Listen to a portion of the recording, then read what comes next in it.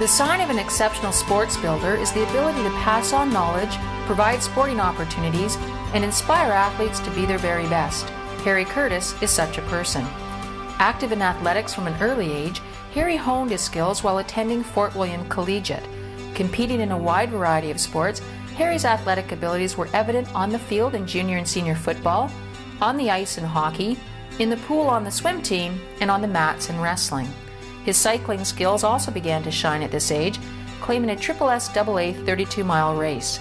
His athletic talents earned him Athlete of the Year honors, and his leadership skills saw him serve as president of the Boys Athletic Society. Attending Lakehead University from 1970 to 74 to pursue a degree in physical education, he became an original member of LU's wrestling team.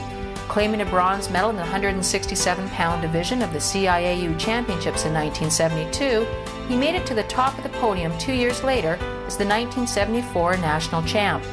Following graduation, Harry immediately put his leadership skills to work, being hired on as head coach of the Thunder Bay Y Marlin Dolphin swim team, leading them to a bronze medal at the 1975 Canadian Championships.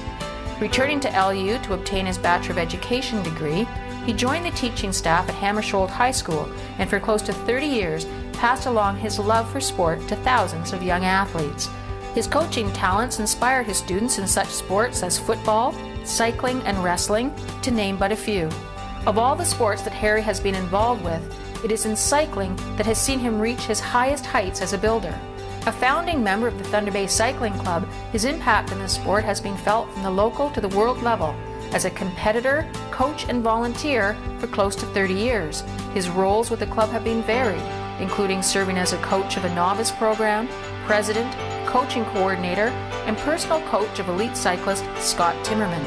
His involvement also branched out to the Canadian and Ontario Cycling Associations, serving on their boards and as vice president of that provincial body. In 1980, when cycling was being reintroduced back into the high school system, his enthusiasm for the sport caught the attention of one student in particular. Lakehead is a hotbed of hockey. How did you get into cycling? Well, it truly was just a high school move. I was playing high school football, and my coach, my football coach at the time, Harry Curtis, said, "Hey, well, why don't you try cycling?" He at the time was involved in the Thunder Bay Cycling Club, wanted to see it involved in the schools. Tried it out, really enjoyed it, and thought that this was something for me, and it was just a snowball effect. Next thing I knew, I was riding at the Olympics in '84. So it was just a matter of process. Chairman of cycling for the 1981 Jeux Canada Summer Games, Harry's talents earned him a place within the national cycling team. Serving with the organization at various times from 1983 to 1997, he served in a number of capacities. Team manager for the Canadian squad at the 1983 Universiade World Student Games, he repeated his duties as team manager the following year at the 1984 Olympic Games held in Los Angeles. This provided him the opportunity to be on hand to watch that young athlete he brought into the sport, Kurt Harnett, claim his first of 3 Olympic medals. Coach of the national development team from 1985 to '86, he nurtured many young Canadian cyclists, adding greatly to the success of our national program. He returned to his national duties 10 years later, coaching the 1996 National Women's Junior B team and the 1997 National Women's team. Returning to the wrestling mat, this time as a coach and volunteer, he worked with fellow wrestling enthusiasts to maintain a level of excellence at the high school and university level and provide opportunities for women to participate in the sport.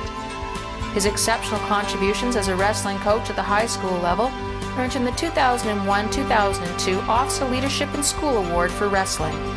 Today, Harry remains active as an athlete and continues to pass along his passion and knowledge of sports to the next generation of athletes as a coach, something he will no doubt do for many more years to come.